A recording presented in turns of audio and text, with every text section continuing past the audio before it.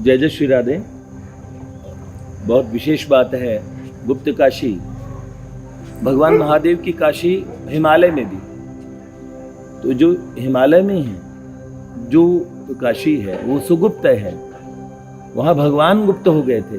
और ये सुगुप्त धाम है जहाँ आसपास में कई धाम हैं। पास में उधर उस तरफ मदमहेश्वर कल हमने बताया था, उस तरफ कुखी मठ है, तुंगनाथ भी पास में है, केदारनाथ भी पास में है। और सामने देखिए वो सामने पर्वत है, वहाँ कालशिला है। इतने ऊंचे और पहाड़ पे चढ़ के, बड़ी दुर्गम चढ़ाई है वहाँ की कालशिला की।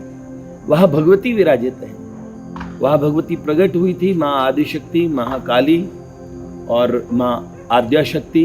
सब देवताओं ने पूजन किया, ऐसा वो स्थान है। ज़्यादा तो just I don't know much more about that, वो तो ज़्यादा अब कौन बताएंगे। उस कालशिला पे और वहाँ भगवती विराजित है, और एक तो भगवती उपास्य रूप में और एक उपासक रूप में। तो वहाँ एक भगवती हैं जो जर्मनी से आई और जिन्होंने 25 वर्ष की उम्र में भारतवर्ष आ गई थी, और उन्होंने यहाँ की दुर्गम यात्राएं जो हम लोगों ने भी नहीं की होगी, पर्वतों की, जंगलों की, ऐसी दुर्गम यात्राएं उन्होंने की है। तो फिर एक भगवदीय प्रेरणा से, एक दैवीय, एक अलौकिक प्रेरणा से, और उन्होंने अपना जो साधना के लिए वास किया उस दुर्गम स्थान पे, जहाँ पे ना बिजली पहुँच सकती है, ना कोई सुविधाएं है, ना कोई वहाँ आश्रम है। 2-3-4 कुटिया अब बनी हैं। ऐसे वर्षों से ऐसी असुविधा में, और जिन्होंने ऐसी कठिनाइयों में रहना स्वीकार किया, भगवत तत्व के अन्वेषण के लिए किस प्रकार, देखो भारत भूमि से बहुत दूर और जर्मनी में, और जिनका जन्म स्थान रहा, उन्होंने इतना संघर्ष किया। और इस समय कालशिला पे वो माई हमारी विराजित रहती हैं। 2 माई वहाँ हैं, और एक रूप में तो भगवती स्वयं पराशक्ति के रूप में, और एक वहाँ उनके उपासिका के रूप में। तो जो जिनका उपासक होता है वो उनका ही रूप होता है। तो हमारी माँ, और इनको यहाँ के जो लोग लौकिक भाषा में सब कहते हैं वो जर्मनी माई लोग बोलते हैं, जर्मन माई। लेकिन पूजा प्रातस्मरणीय माँ सरस्वती देवी के नाम से माँ जी को और उनका नाम रखा गया। तो हम माँ से ही आगे की वार्ता पूछते हैं। माँ, नाम क्या रखा गया आपका माँ? हमारे गुरु महाराज ने, पूज्य गुरु जी महंत बरखा गिरी जी महाराज जी ने सरस्वती गिरी नाम रखा है। पहले तो सरस्वती बोलते थे हमको। जब हम वहाँ पे पहुँच गए थे शुरुआत में, और हमने अपना ये नाम बताया, माता पिता का दिया हुआ नाम बता दिया, तो गुरुजी भूल गए थे मेरा नाम। दूसरे दिन जब एक रात रुके थे, दूसरे दिन दिया हुआ नाम क्या था, कुछ पता लग सकता है हमें? कोई बात नहीं, माता पिता का दिया हुआ नाम तान्या था। तान्या नाम तो यहाँ भी रखते हैं माँ, भारत में भी रखते हैं। अच्छा, तान्या। जी। हाँ। तो गुरुजी इस नाम को भूल गए थे। दूसरे दिन जब हमको बुलाना चाहते थे, तो हमको बोले, गुरुजी ऐसे बोलते थे, ए तेरा नाम तेरा नाम इधर आओ, तेरा नाम सरस्वती, ऐसे बुलाते थे गुरुजी मेरे को। तब मैंने गुरुजी को बताया, गुरुजी मेरा नाम तान्या है। बोले अरे वो तो जो भी है, लेकिन आज से तेरा नाम सरस्वती है। तो जो हम इस स्थान पे पहुंच गए थे, हमको अंदर से पूरा विश्वास हो गया था कि स्थान, जो हम कोई स्थान को तब तक ढूंढ रहे थे और किसी स्थान में पहुंचना चाहते थे, और कोई गुरुमूर्ति को गुरु के रूप में किसी अच्छे संत को अपनाना चाहते थे। उस समय हमको मालूम हो गया था कि हमारे गुरुजी यही हो सकते हैं। इससे पहले हमको कई महात्माओं ने कई नाम से मतलब पुकारने की कोशिश किया, या बोले तेरा नाम गंगा है, तेरा नाम यमुना है, पता नहीं क्या क्या। मैंने किसी का जो है बोला हुआ नाम हमेशा यहाँ से अंदर और वहाँ से बाहर किया। जो मैंने सोचा कि मैं अगर हमारे भाग्य में है किसी गुरु मूर्ति से मिलना है तो वो ही हमारा नाम बदल सकते हैं, अन्यथा दूसरे का नाम को हम स्वीकार नहीं करेंगे। तो ऐसे करके बाद में जब हमको 8 साल हो गया था, जब संन्यास का दीक्षा हुआ था हमारा, उस समय अखाड़े में 10 नामों में से एक नाम जो गुरु का नाम होता है उसी नाम से अपना नाम दिया जाता है। आपका अखाड़ा कौन सा है मैम? नहीं, श्री पंचदश नाम आवाहन अखाड़ा। आवाहन अखाड़ा? आवाहन अखाड़ा। तो उस अनुसार गुरु जी ने फिर सरस्वती गिरी नाम रखा है, तो इसलिए हमारा आपके आगे छोटा सा नाम की परंपरा में टाइटल गिरी लगता है जी, वो नाम है, समझो कि परिवार है, आपके पूज्य गुरुदेव प्रातस्मरणीय बरखा गिरी जी महाराज जी। और वो एक देखिए एकांत में कालशिला पे ये महात्मा तपस्यारत थे, एकदम वृद्ध महात्मा, और उन्होंने इसी वर्ष ब्रह्मलीन हुए। देखिए ये माँ का भैरव है, ये कालशिला पे रक्षा करता है वहां पे माँ जी के पास में, जहाँ कोई नहीं उस दुर्गम क्षेत्र में, तो कोई सब प्रकार से इसकी माँ में बड़ी भक्ति है। ये इसका नाम ये टपी है तो ये वहाँ बड़ी रक्षा करता है, इसका माँ से बड़ा स्नेह है। और देखिए वहाँ वो वनांचल है जहाँ बाघ आते हैं, जहाँ बहुत सारे जंगली जानवर, जहाँ न लाइट है, जहाँ अंधेरा, अधिकतर दिन में भी अंधेरा रहता है ऐसा, और दुर्गम स्थान है, और थोड़े समय बाद में वहाँ बर्फ पड़ने वाली है। तो ऐसे स्थान पे हमारी माँ रहती हैं। तो इनके पूज्य गुरुदेव का धूना वहाँ था, और उन गुरुदेव के पास में माँ, आपने जैसे आप आए थे तो आपने यहाँ पे बड़ी दुर्गम यात्राएं की, तो वो कैसे की जंगलों में जब आप जाते थे, कैसे क्या था, और फिर कालशिला पे जो पहुंचे, वो बड़ी सुंदर एक रोचक वार्ता आपने बताई, संक्षेप में वो थोड़ा सा बताइए। जी जी जी जी। हम जो यात्रा कर रहे थे उस समय, वो यात्रा हम इसलिए कर रहे थे कि हम उस समय तीसरी बार हिंदुस्तान आ गए थे। तीसरी बार अच्छा। पहले बार आ गए थे 91 में, उस समय हमारे 20 साल का उम्र था, ज़्यादा नहीं रह पाए, लेकिन हिंदुस्तान का जो उस समय हम हिमालय में आए थे, हिमालय के दृश्य को हम नहीं भूल पाए। तो दूसरे बार जब हम आ गए थे तभी भी हिमालय में आ गए थे।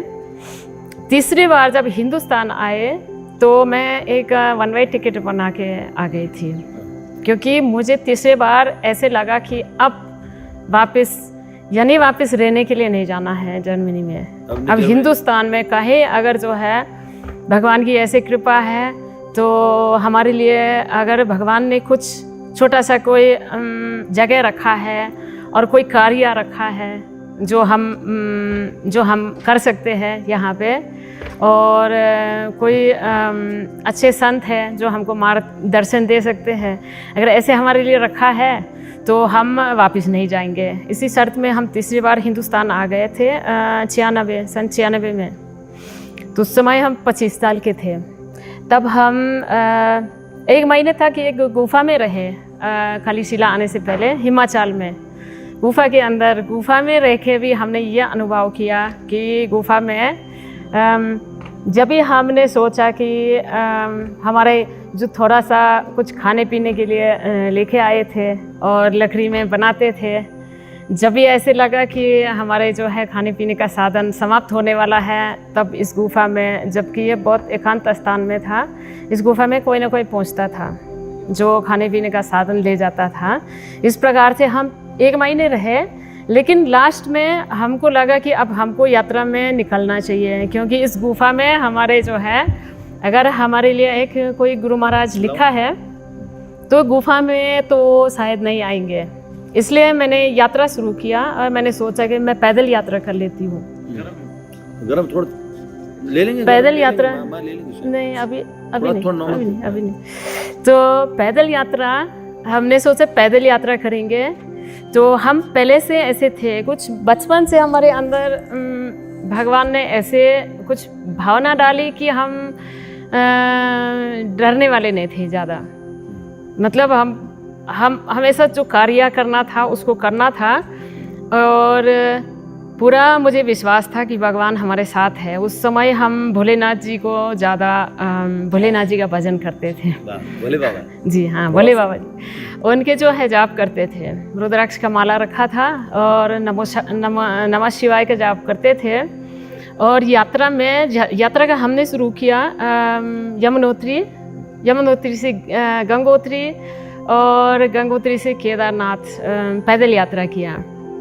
तो बीच में ऐसी रोड से तो कम चले, बीच में जहाँ शॉर्टकट था जंगल के अंदर जाके यात्रा किया। तो मैं उस यात्रा में बद्री, केदार, गंगोत्री, यमुनोत्री सब पैदल आप गए? जी, बद्रीनाथ तो बाद में गए। बद्रीनाथ बाद में गए हम। केदारनाथ तक यमुनोत्री, हाँ जी, जंगल के रास्ते से यमुनोत्री से गंगोत्री, फिर वहाँ से केदारनाथ तक पहुँच गए।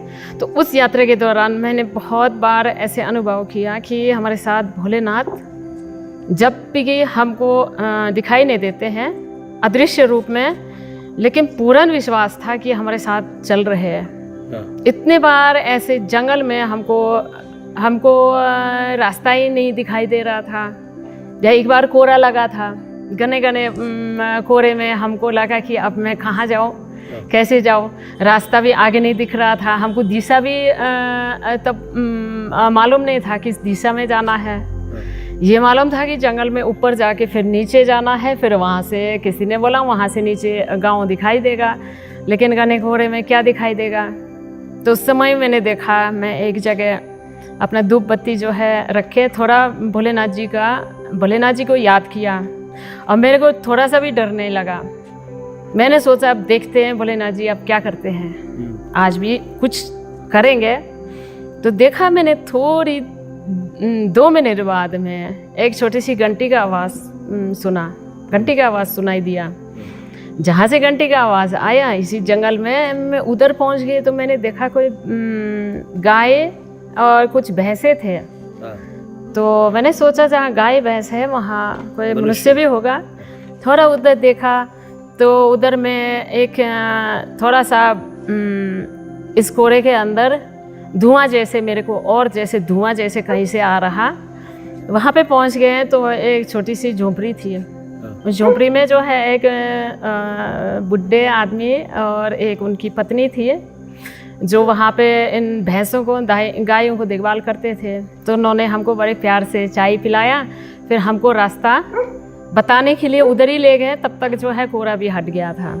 ऐसे मैंने कई चीज़ों को देखा अपने यात्रा के दौरान कि भगवान के ऊपर अगर हम विश्वास करते हैं, हम इनको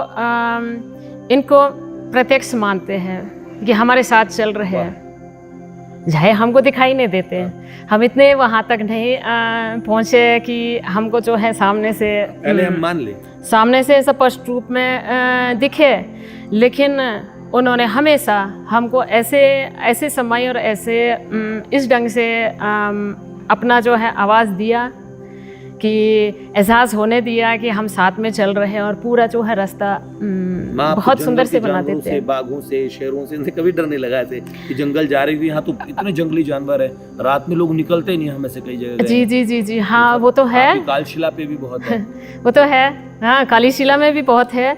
लेकिन हम हमेशा सोचते थे कि ये जंगली जानवर जैसे बाघ है, शेर तो होता ही नहीं है यहाँ पे, बाघ होता है। ये सब जो है ये भगवान के अधीन से चलते हैं। एक खतरनाक जानवर है, वो है मनुष्य। मनुष्य जो है खतरनाक भी हो सकता है, क्योंकि मनुष्य हमेशा जो है भगवान की प्रेरणा से नहीं चलता है, भगवान के अधीन नहीं चलता है। पर ये चलते हैं। ये तो चलते हैं, इसलिए उनसे हमको कम डर लगता था। जबकि हम ऐसे जंगलों में चलते थे, हमारा दिमाग तो बोलता था कि हाँ रे कुछ भी हो सकता है, यहाँ पे तो डरना चाहिए ना, लेकिन अंदर से हमें डर नहीं लगा और हमेशा जो है रक्षा होती रही। भोलेनाथ, हाँ जी, भोलेनाथ। और मैं मान रही हूँ ईश्वर जिस रूप में आपको प्रिय है, जिस रूप में आपके हृदय में वास करते हैं, उसी रूप में आके आपको रक्षा करेंगे। वाह, कोई सा भी, ये मेरा अंदर का अनुभव है। आपने इसलिए ये नहीं कि एक मतलब कोई किसी से बड़ा नहीं, कोई छोटा नहीं है उसमें भी। हाँ जी, कोई भी मतलब भगवान अपने इच्छा अनुसार और भक्त की इच्छा अनुसार कुछ भी रूप धारण कर सकते हैं। मेरा तो ये मानना है। कितनी सुंदर। अब इस बात को हम नहीं जानते कि ऐसे सच है, लेकिन मुझे ऐसे महसूस होता है। नहीं माँ, आप तो जानते भी हैं और आप अच्छे से जानते हैं, लेकिन पता देखिए संत अपना रहस्य सीधे नहीं बताते, वो भी ऑन कैमरा तो बिल्कुल नहीं बताते। लेकिन ये जो बात बता रहे हैं, जो आप बता रहे, साधकों को इतना इशारा बहुत है कि जीवन में हम किसी भी काल में हो, भगवान हमारे साथ रहते हैं। जी जी, और निश्चित रूप से आपकी यात्रा, निश्चित रूप से मतलब मुझे लगता है कि ये नियत थी, प्रभु ने ऐसा किया था। जैसे आपने मेरे को एक बात बताई, आप मात्र साधना में आप कैसे आए, तो आपने मुझे एक बताया कि इसके पूर्व इसका ग्राउंड कहाँ से बना है।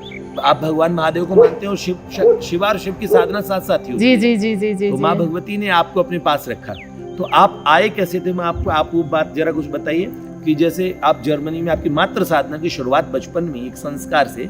जी जी जी। क्या संस्कार पड़ा था, बताइए क्या? जी जी जी जी। ऐसे था कि हम नानी जी, अपने नानी जी के पास खूब रहते थे।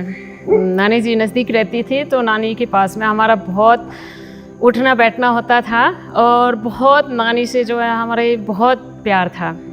तो वो नानी जो है मदर मैरी का ही जाप करती थी, मदर मैरी का स्मरण करती थी। एक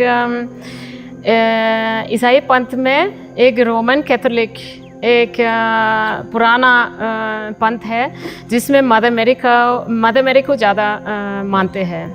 इस रूप में माना जाता है कि मदर मैरी अगर हमारे साथ है तो हमारे जो है हर बात भगवान को, परमपिता परमेश्वर को पहुंचा देंगे। और अंदर से जो इतने उनसे नज़दीक थे, जो इतना उनसे हर टाइम जो उनको प्रार्थना करते थे, वो उनको खुद भी जो है एक माँ के और भगवती के रूप में मानने लग गए लोग पुराने पंथ में। तो मेरी नानी भी ऐसे करती थी। तो मैं छोटी थी, बहुत छोटी थी, जब मैं नानी को देखती थी कि नानी जी क्या करते हैं, एक 2 घंटे तक बैठ के और माला जाप कर रहे थे। एक माला होता है जी, रोज़री माला। तो मैं हमेशा बोलती थी कि नानी तुम ये क्या कर रहे हो, क्यों कर रहे हैं? तो बोले कि एक हमारी माँ है, हमारी मदर मैरी, और हमको उनसे बहुत प्यार है, हम इनको याद करते हैं। तो मैं इतनी छोटी से मैं बोलती थी कि नानी मेरे को भी दे दो ऐसे, और मैं भी उनको याद करूँगी और मैं भी उनको प्यार करूँगी, मैं उनका नाम लेना चाहती हूँ। मेरे को ये आपको देख के बहुत अच्छा लगता है।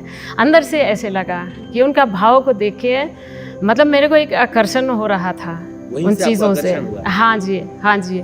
अब बाद में उस समय तो हमको रोज़री भी नहीं दिया और मतलब मदर मैरी का प्रार्थना भी नहीं करने दिए, क्योंकि सब लोग बोलते थे कि बचपन में ये जैसे यहाँ भी बोलते हैं कि ज़्यादा भक्ति भाव ये छोटे में नहीं करना चाहिए। लोगों को परिवार के लोगों को लगता है कि ये कहीं जो है निकल जाएंगे, इनको ऐसे लगा कहीं मोनेस्टरी पहुँचेंगे, कहीं नन बनेगी ऐसे।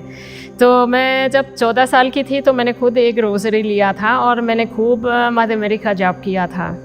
उस समय तो मेरी माँ जब देखती थी तो माँ बहुत डांटती थी। तो मैं अपने जो है रात को जब माँ को लगता था कि आप सो गए, अकेले में कमरे में रहती थी, तो रात को बैठ के जो है मैं एक रोज़री को घुमाती थी ताकि जो है हमको कोई डांटे नहीं। बहुत मदर मैरी के प्रति आपको बहुत प्यार महसूस हो रहा है? बहुत प्यार हो रहा था। देखिए तभी आप जगन माता के पास पहुंचे ही हैं। मातृ भाव की उपासना, इस माता के भाव की उपासना आपके बचपन में ये बीज पड़ चुके थे, सही माँ? जी जी जी जी, वही। और मैं जब कालीशिला आई थी तो कालीशिला में अपने आप नहीं आई थी, मैं अपने यात्रा में आई थी।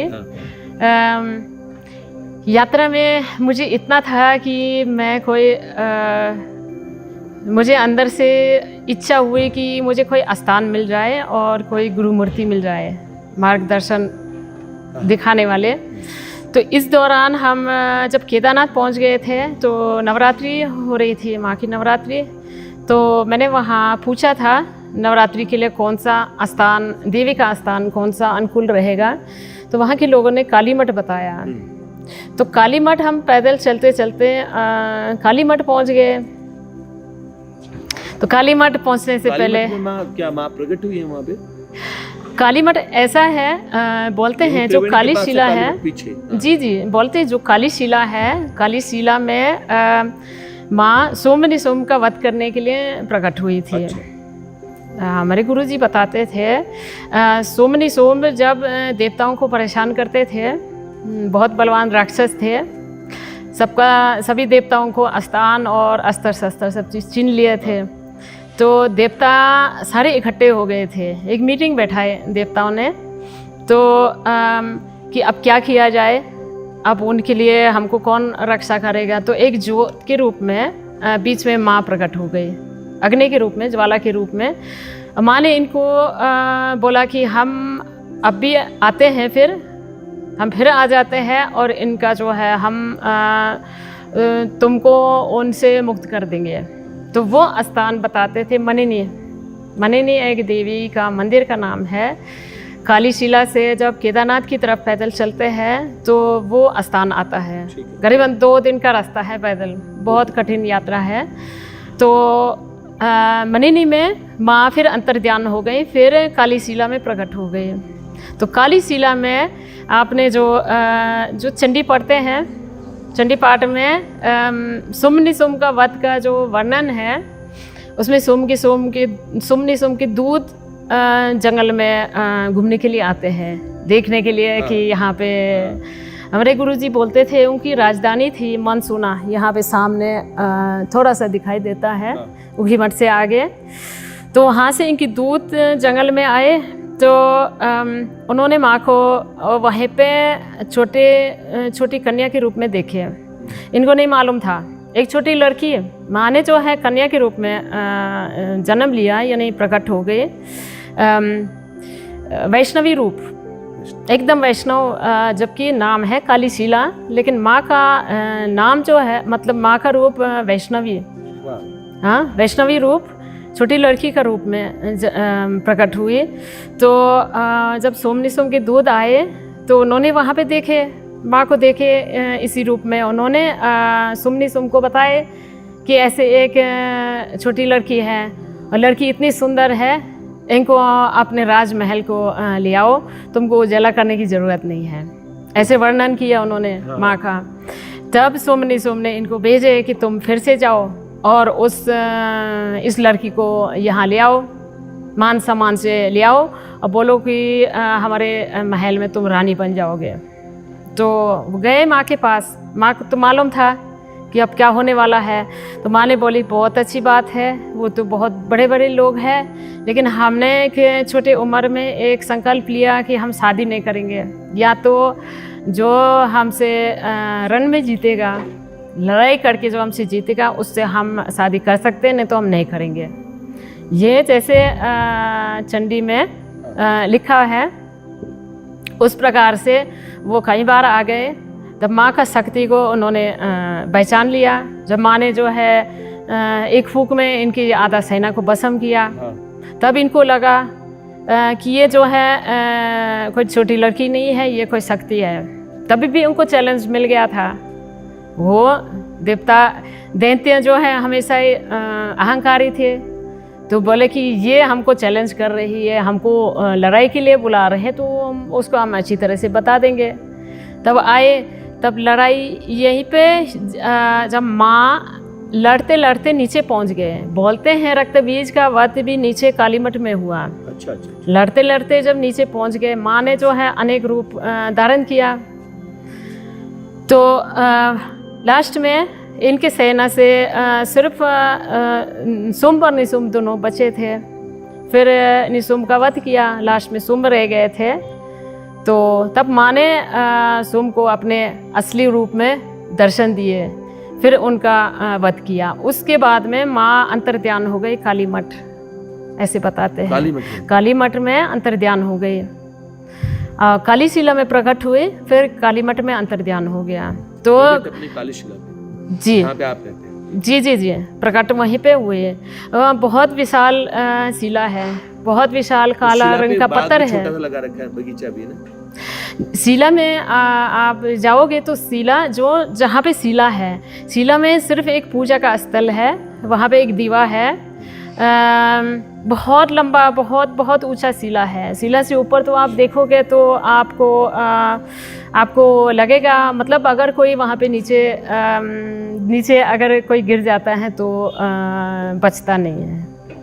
बहुत विशाल शिला है। लेकिन हमारे जो छोटा सा स्थान है, छोटा सा जो आश्रम है, वो शिला के पीछे है। एक मतलब थप्पड़ जैसे कोई प्लॉट हो, थोड़ा सा सीधे जगह है, तो वहाँ पे हमारे गुरुजी रहने लग गए। गांव वालों का बनाया हुआ था, थोड़ा सा 1-2 कमरे थे, तो इसमें गुरुजी रह के फिर चारों तरफ गुरुजी ने बगीचा बना दिया, एक धूना लगा दिया उसमें। अखंड धूना है गुरुजी का, और अखंड जोत जलाए। हाँ, तो वो सब आप जो यात्रा से जा रहे थे जी, वो जो आप जा रहे थे कि आपने निर्णय किया कि कालशिला कैसे आए, वो थोड़ी सी आप बताइए। नहीं, मैंने तो निर्णय नहीं किया, ये तो बात है। ये मैंने अपने जीवन में देखा, जो निर्णय हम सोचते हैं, हम अपने आप निर्णय लेते हैं, लेकिन हमारे लिए ये सब पहले से लिखा चुका है कि हम क्या करने वाले हैं। बस ये है कि भगवान हमको किसी चीज़ के लिए संकेत करता है, तो उस संकेत से, उस प्रेरणा से अगर हम चलेंगे तो हम इनका कार्य और आखिर अपना कार्य भी कर पाएंगे। तो उस समय हमारे साथ भी ऐसे हुआ कि हम काली मठ पहुंच गए थे पैदल यात्रा करते करते। हमको कालीशिला के बारे में कुछ मालूम नहीं था। काली मठ नीचे है, नदी के किनारे, कालीशिला से 6 किलोमीटर नीचे, बहुत नीचे है। तो जब हम आ गए थे उसी दिन 3 काली मठ से सीधी 6 किलोमीटर ऊंची ऐसे खड़ी चढ़ाई, बहुत खड़ी चढ़ाई है, 6 किलोमीटर जी, बहुत दुर्गम जी जी जी। तो जब हम पहुंच गए थे तो रास्ते में 3 वृद्ध माताएं मिले हमको। काली मठ के रास्ते में, काली मठ के रास्ते में मिले थे वो 3 माताएं, हमको अभी भी याद है। बुढ़ी माता थी 3। तो उन्होंने बोले, बेटा कहाँ जा रहे हो? हम थोड़ा सा हिंदी जानते थे उस समय। अच्छा। बहुत ज़्यादा नहीं, लेकिन बात करने लायक, मतलब हिंदी देख लीजिए माँ की आम बात करने लायक। तो वो माता ही हमको पूछे कि तुम कहाँ जा रहे हो? मैंने कहा मैं काली मठ जा रही हूँ। बोले अच्छा, काली मठ जा रहे हैं तो कालीशिला भी जाना है। मैंने कहा कालीशिला, कालशिला बोल रहे थे, लोकल भाषा में कालशिला बोलते हैं। मैंने कहा कालशिला कहाँ हुआ? तो उन्होंने बोले थे, मेरे को दिखाए थे उधर सीधे चट्टान के ऊपर, सीधे ऊपर वो झंडे दिख रहे थे पहाड़ के ऊपर। मैंने कहा नहीं, आप वहाँ तो कोई जा नहीं सकता है। तो उन माताओं ने बोले कि हम आज वहीं से आए और तुम भी वहाँ चले जाना है। अब मैं ऐसे जो है, मैंने माताओं को जो है प्रणाम किया और फिर मैं आगे गई। मैंने सोचा पता नहीं वो ऐसे शरीर में, ऐसे चट्टान में कैसे चढ़े होंगे।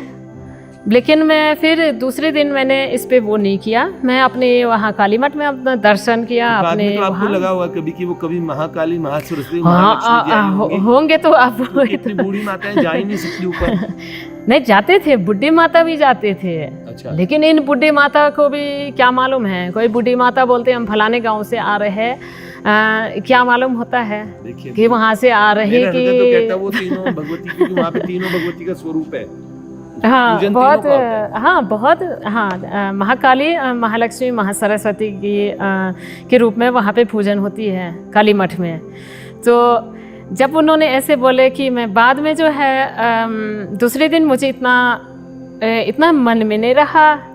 दूसरे दिन भी किसी ने बोला था कालीशिला है, वहाँ पे एक महात्मा जी भी रहते हैं, बहुत अच्छी जगह है। तो मैंने उस समय भी बोला था कि बहुत अच्छी बात है, ठीक है, लेकिन वो तो बहुत बहुत चढ़ाई पे है और अभी तो हम कहाँ वहाँ पे पहुँच पाएंगे। ऐसे तीसरे दिन भी हुआ। तीसरे दिन जब 3 दिन रह गए, तीसरे दिन भी किसी ने बोला था, किसी दुकानदार ने बोला था कालीशिला के बारे में, आप वहाँ जाइए। तब तक मेरे को पता नहीं अंदर से मेरे को थोड़ा, जो तीसरी बार किसी ने बोल दिया कालीशिला जाने के लिए, तो मेरे को अंदर से पता नहीं कैसे मेरे को हल्का सा, मतलब ऑलमोस्ट हमको गुस्सा आया था कि मतलब मुझे लग रहा था कि मुझे जाना चाहिए, लेकिन मैंने मतलब मेरे उसमें था कि बहुत चढ़ाई है और मुझे बद्रीनाथ तक का यात्रा करना है, इसलिए मेरे अंदर से एक वो आ रही थी, थोड़ा सा रेजिस्टेंस हो रही थी। अब मेरे को जबकि लगा कि ये तीसरी बार कोई बोल रहे हैं, तीसरी बार वहाँ का नाम ले रहे कोई, पहले दुकान उन्होंने बोला, फिर दुकानदार ने जी, बोला, माताओं ने बोला, एक और ने भी बोला। तो मेरे को इसमें मतलब थोड़ा सा मैं अपने को देख के मतलब मुझे लगा कि हाँ कुछ है वहाँ पे, कुछ है, लेकिन मेरे अंदर वो था उस समय रेसिस्टेंस थी। और मैंने जो है विचार बनाया था, कुछ महात्मा थे 4-5, थोड़ा उम्र लायक महात्मा थे, बुढ़े महात्मा थे, वो जा रहे थे मदमहेश्वर की तरफ।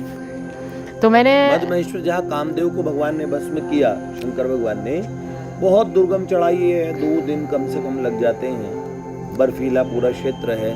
तो वहाँ पे माँ पहले वहाँ से जाके आ चुके थे, मदमहेश्वर जा रहे थे मदमहेश्वर जो है दूसरा केदार है, 5 केदार में से दूसरा केदार का रूप है।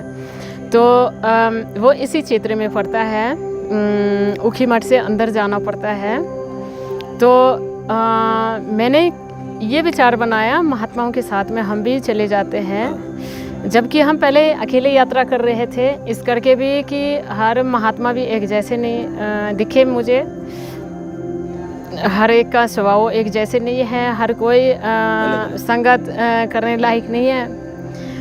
तो वो महात्मा मुझे अच्छे लगे, अच्छे स्वभाव के लगे। तो हमारा उनके साथ में विचार था कि सुबह उनके साथ में हम निकल जाते हैं मदमहेश्वर की तरफ। तो सुबह हम जल्दी से नदी में नहाने चले गए कि ताकि दूसरे किसी के उसमें नहाने का मुझे अच्छा नहीं लगता था। मैं सुबह जल्दी हाँ अंधेरे में, तो बहुत नीचे बहुत तेज बहाव काली गंगा का, हाँ लेकिन जी, लेकिन एक उसमें थोड़ा सा सीढ़ी जाते हैं महालक्ष्मी के मंदिर के बगल में से। आपको डर नहीं लगता था कि इतनी सुबह स्नान करने चले गए? थोड़ा उजाला हो रहा था कि ताकि जो है हाँ ब्रह्म मुहूर्त।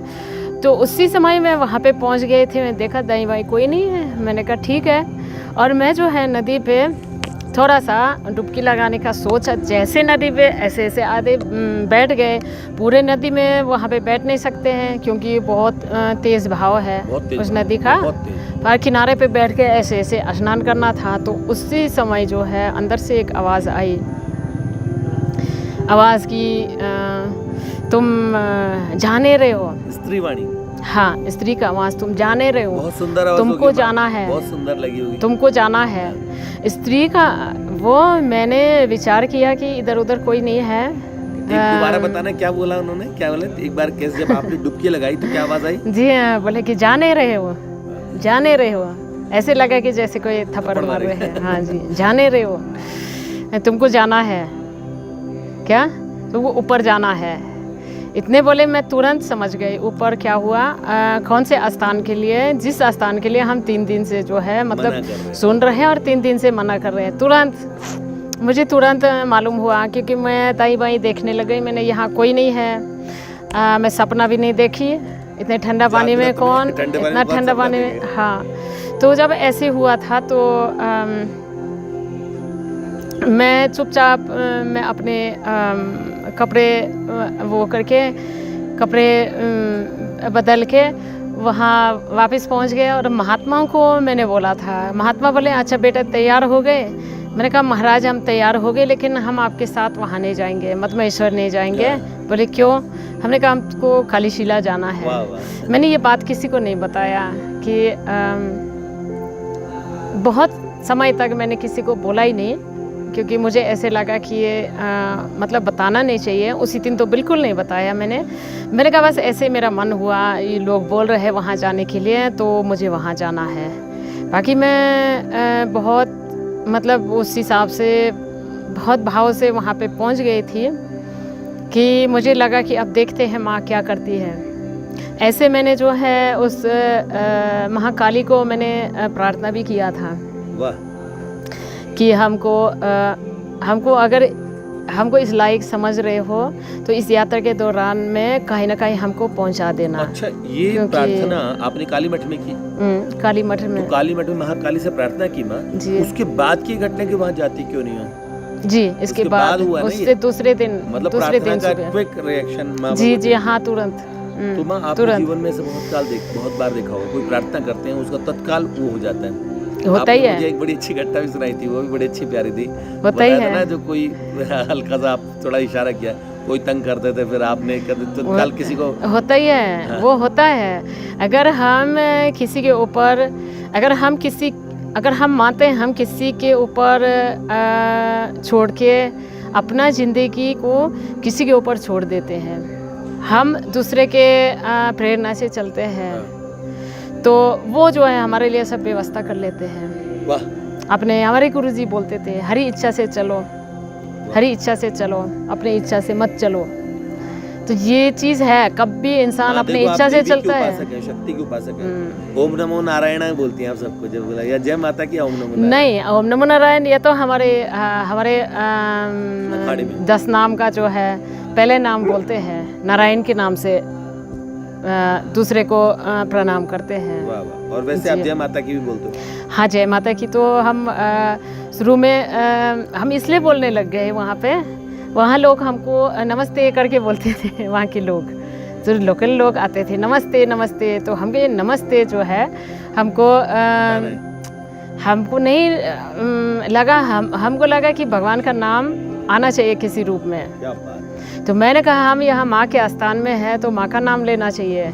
तो ये हम सबसे पहले वहाँ पे हम बोलने लग गए, उसके बाद में तो अभी सब लोग बोलने लग गए जय माता की, जय माता की। मैंने कहा साथ में जो है जो बोलता है वो माँ का नाम भी लेता है ना। अब ये है कि ऐसे संकटों में ऐसे देखिए, वहाँ तो अपने आप घंटे घड़ियाल मंदिर के बजने लगते हैं और रात को धम धम धम किसी चलने की आवाजें आती है, लोग डरते हैं। कभी ऐसे है और लोग तो ऐसे लगते हैं कोई लोग भूत प्रेत प्रसाद से, क्योंकि वो ना वहाँ लाइट है ना बिजली ना कुछ हो, तो ऐसे में लोग घबराते तो हैं, साधारण आदमी डरेगा। और ऐसे में आप छोटी सी अवस्था में वहाँ आ गए और आज बरसों हो गए, 25 वर्ष से भी ज़्यादा, और आप वहाँ बैठे हैं, वहाँ भगवती का भजन कर रहे हैं। तो एक तो ये आपने मुझे कहा कि आपको क्या लगता है कि वो कौन भूत प्रेत थोड़ी वो माँ के गण होंगे? जी जी जी जी, ये लगा मुझे, इसलिए मेरे को उनसे वो नहीं लगा। मतलब कभी ऐसे होता भी था, कभी ऐसे मन में आ जाता है कि वो हम तो आज अकेले हैं। हमारे गुरुजी यात्रा में निकलते थे, चले जाते थे, गुरु महाराज चले जाते थे, तो हम इनको पूछ भी नहीं सकते थे कि आप कहाँ जा रहे हैं। अच्छा, उस समय मोबाइल का ज़माना भी नहीं था कि आप कहाँ जा रहे हो और हम आपसे जो है बात करेंगे, आपको पूछेंगे। और हमने अगर गुरुजी को निकलने के टाइम पे पूछा, गुरुजी आप कहाँ जा रहे हैं, तो बोले हैं निकलने से पहले टोक रही ये जो है ऐसे नहीं करते हैं, पूछा नहीं जाते हैं, गुरु को नहीं पूछते कहाँ जा रहे हैं, किसी को नहीं पूछते कहाँ जा रहे हैं, हम जा रहे हैं। तो उसी समय कभी ऐसे एहसास होता था कि हम तो आज मतलब मनुष्य रूप में अकेले हैं यहाँ पे, और उससे सबसे नज़दीक गांव 1.5 किलोमीटर नीचे है, बहुत नीचे 1.5 किलोमीटर एक गांव। हाँ जी, एक गांव 1.5 किलोमीटर सबसे नज़दीक, और एक 3 किलोमीटर, दूसरा गांव तो 4 किलोमीटर नीचे। ऐसे कभी ऐसे मन में आता था, तो मैंने ये चीज़ देखा। कभी भी संध्या के समय में, संध्या का समय ऐसा है, इसलिए गुरु लोग बोलते हैं संध्या के टाइम पे मतलब भगवान का नाम लेना चाहिए, भगवान को स्मरण करना चाहिए, भजन करना चाहिए। दीवा बत्ती इसलिए बालते हैं, वो समय थोड़ा सा दिन और रात के बीच का समय थोड़ा सा ऐसे है कि वातावरण थोड़ा सा अशुद्ध होने लगता है, और हर प्रकार के वाइब्रेशंस नेगेटिव वाइब्स आ भी सकते हैं और महसूस भी होते हैं। तो उस समय कभी भी हमने इस समय में जब भी समझा हल्का सा कि थोड़ा सा अटपटा लगता है, अटपटा मतलब अजीब ना, कि यहाँ तो कोई नहीं है, अंधेरा होने वाला है। उस समय में माँ के केवल अपने आश्रम के गेट तक जाती थी। गेट भी जो है हमारी ऐसी बाउंड्री भी कोई पक्की बाउंड्री थोड़ी है कि जिससे कोई अंदर नहीं आ सकता है। वो खाली लकड़ी का जो है, ऐसे सूखी लकड़ी जो है चारों तरफ रखी है। तो उसी गेट के पास जाके हम माँ को स्मरण करते थे, माँ को बोलते थे कि माँ आज तुम हो यहाँ और मैं हूँ और तुम हमारे साथ रहना है। तो उस समय जो है वापस जाते जाते बिल्कुल माँ हमारे हृदय में वो भर देती थी कि मतलब सब ठीक है, हम तुम्हारे साथ हैं बिल्कुल। फिर ऐसे लगता था कि शेर बन के जो है वापस वापस अपने जो है कुटिया में जाना है। शेर बन के मतलब जब माँ हमारे साथ है हाँ, फिर किस बात हाँ, मेरे को इस चीज़ का कभी वो करना पड़ता था, मतलब कन्फर्म अपने जो है जब ऐसे भावना आई जाती थी। उसके बाद मैंने देखा कि रात जितनी भी रात है, रात को कभी हमको कोई चीज़ का महसूस नहीं होता था। जबकि वहाँ पे जिस कमरे में हम रहते थे उस कमरे का जो है अंदर से कुंडी भी नहीं लगती थी बंद करने का। ये पर सब गुरु महाराज की कृपा और माँ भगवती की कृपा देखा हमने इन चीज़ों में कि वो रक्षा करती है, तो फिर कौन क्या कर सकता है। माँ आप शालिग्राम भगवान का पूजन करते हैं, नारायण भगवान का एकादशी भी करते हैं, रात को श्री कृष्ण भी बड़े प्यारे लगते हैं। आपने बोला बहुत सुंदर श्रृंगार लगता है, आपने बताया ना राधा कृष्ण जी जी जी जी जी हाँ, थोड़ा बहुत माधव जी बड़े प्यारे लगे। माँ ने प्राची जी के विषय में भी सुना और माँ बड़ी प्रसन्न हुई उन्होंने प्राची जी को। और क्या बताएं, माँ को हमने दादा के विषय में बताया, हमारे दादा के विषय में बताया। माँ बड़ी प्रसन्न हुई दादा से और मैंने वीडियो कॉल पे ना माँ से बात करवाई। मैंने कहा माँ से बात करो, तो माँ ने निमंत्रण भी दिया है। माँ ने कहा जो कभी आना हो हिमालय तो कालशिला और भैया दोनों माँओं के दर्शन करो। अगर आपको भगवती ऐसे सीधे नेत्रों से दिव्य चक्षु नहीं है, नहीं दिख पाए, तो भगवती की उपासिका हमारी माँ को देख लीजिएगा। हाँ, ये भी हमारी माँ, हमने तो माँ को निमंत्रण दे दिया है कि माँ आप कभी मैदानी क्षेत्र में आए और आपका श्री राधा कृष्ण भगवान के दर्शन की और कभी आपको प्रेरणा मिले तो आप उस मैदानी क्षेत्र में आए तो सबसे पहले हमारे पास आइएगा। हम आपको घुमाएंगे, सारी व्यवस्था करेंगे, ठाकुर जी का दर्शन कराएंगे, राधा माधव जी के पास ले चलेंगे। और वहाँ बहुत सारे इतने दूर में आप सब लोग जो भक्त लोग सुन रहे हैं, और सब लोगों के लिए कितनी प्रेरणा की बात है। कितनी मुश्किलों के बाद माँ ने वहाँ पे, और आज भी कालशिला देख लेंगे तो आपको कालशिला ही लगती है। किसी ने मुझे बोला कि इतनी बड़ी शिला है माँ कि वहाँ पे हेलीपैड बन सकता है, इतनी बड़ी शिला है ना। हेलीपैड तो शिला में तो नहीं बन सकता है, लेकिन ऊपर से एक क्षेत्र है। अब आओगे तो आप पूरा जो है नीचे से जब आओगे तो उसका नीचे से भी माँ का आप चित्र ले सकते हो। नीचे से जो काली मठ की तरफ से आते हैं तो ये विशाल शिला रास्ते में से ऐसे दिखाई देती है जैसे पूरा माँ का चेहरा दिखाई देता है इसमें। अच्छा, आंखें हैं, ये है, जटाई है, लंबे लंबे, लंबा लंबा नाक है, मुंह है, लेकिन काली मठ की तरफ से। अच्छा, उधर से दिखता है। बहुत विशाल रूप है माँ का। वाह वाह, आप आओगे तो आप आप देखोगे। और बहुत सुंदर स्थान है, बहुत सुंदर। जैसे यहाँ से जो है चौखंबा का दर्शन होता है, चौखंबा और केदारनाथ का, तो चौखंबा पर्वत वहाँ से और भी नज़दीक लगता है। ऐसे लगता है कि एक हाथ आगे बढ़े और चौखंबा पर्वत इतना बड़ा है। हिंदुस्तान का सबसे ऊंचा ग्लेशियर है चौखंबा। अच्छा, चौखंबा में जो हिंदुस्तान के अंदर पड़ता है। तो वो आपको सब वहाँ से नज़र आएगा। ये माँ तो दिव्य देवताओं, योगियों और जो गिरिगुहरों में रहते हैं उनके क्षेत्र में रहती हैं। तो एक योगिनी, एक साधिका, एक माता रानी की बहुत लाडली और एक ऐसे भक्त जो जर्मनी से आके यहाँ बसी, ऐसी माता हमारी इनको। और इन माँ को हम कहें तो आप देख लीजिए हिमालय में जो भजन करते हैं, कितने लोग भजन करते हैं, जो बहुत दीर्घायु के महात्मा। इनके पूज्य गुरुदेव भी बड़े अच्छे सिद्ध संत थे और एकांत में फक्कड़ महात्मा रहते थे, ना कोई आश्रम, ना कोई वो, बस कुटिया अपनी। तो उस वहाँ ऊपर पहाड़ पे ऐसे दुर्गम स्थान पे माँ ने, और उनको गुरु मूर्ति मिली, उनके दर्शन हुए।